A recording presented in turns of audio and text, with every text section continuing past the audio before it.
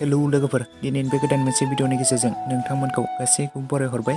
लोगोफोर, दिनै आं बे भिडिअनि गेजेरजों नोंथांमोननो सोरां स्टुडिअ माल्टिमिडिया बेनारनिफ्राय दिहुनजानाय गोदानै आबुं मोनसे बर' सावथुन जाय सावथुननि मुङानो जादों आगोमा रुवाथि।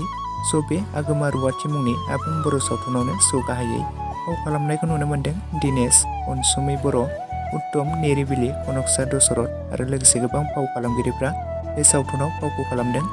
बे बर' सावथुननि आरो स्ट'रिखौ लिरदों कनकसा बर', एडिटरखौ खालामदों सोमदोन बर', मेकआपखौ खालामदों दैमु, लोगोसे रजे। बे आगोमा रुवाथि मुंनि आबुं मोनसे सिरियाल बर' सावथुनखौथ' नोंथांमोना गोबाङानो बगाजुलि कमेडियान इउटुब चेनेलनि गेजेरजों गोबाङानो एपिसड 1निफ्राय लानानै एपिसड 6 सिम अलरेडि नायखाबाय आरो नुखाबायमोन। आरो बिनि एपिसड 7खौ नोंथांमोना गोबाङानो नायनो थाखाय एक्साइटेड जाबाय दंमोन, माब्ला नुनो मोनगोन गोबाङानो सानगासिनो दंमोन जानांगौ। फाइनालि बे एपिसड 7खौबो मैया रिलिज खालामनानै होबाय लोगोफोर। दासिमाव जुदि नोंथांमोना सोरबाफोर नायालासिनो थादोंब्ला बयबो बगाजुलि कमेडियान इउटुब चेनेलाव बयबो थांनानै नायहैब्लानो जाबाय। आरो बयबो सापर्ट खालामहैदो। आरो बेनि नेक्स्ट पार्ट एपिसड 8खौ नोंथांमोना नायनो थाखाय एक्साइटेड नामा? नोंथांमोना जुदि एक्साइटेडब्ला बयबो कमेन्ट्स खालामलायोब्लानो जाबाय। जेब्ला रिलिज खालामनानै होयो अब्ला बेनि सायाव नोंथांमोननो गोदान मोनसे आपडेटनि गेजेरजों फोरमायनानै होबावगोन।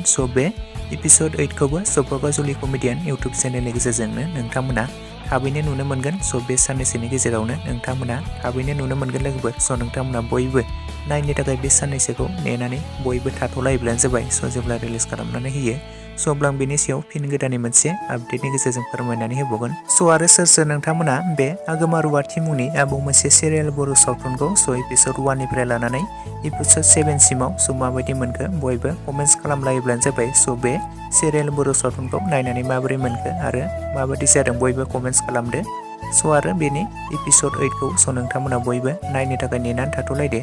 लोगोफोर, लोगोसे आंनि दिनैनि दासिमनि भिडिअ आपडेटआ बेखिनियावनो। भिडिअखौ नायनानै जुदि नोंथांमोना मोजां मोनोब्ला लाइक खालामोब्लानो जाबाय। लोगोसे चेनेलाव गोदानै फैदोंब्ला साबस्क्राइब खालामनानै खाथिनि बेल आइकनखौबो अल प्रेस खालामना लादो, जाहाथे नोंथांमोना बेफोरबायदिनो माखासे गोदान गोदान बर' सावथुन आरो एलबामफोरनि भिडिअ आपडेटखौ थाबैनो मिथिग्रोनाय बायदि आरो थाबैनो नोंथांमोननि नटिफिकेसना मोनहैग्रोयो।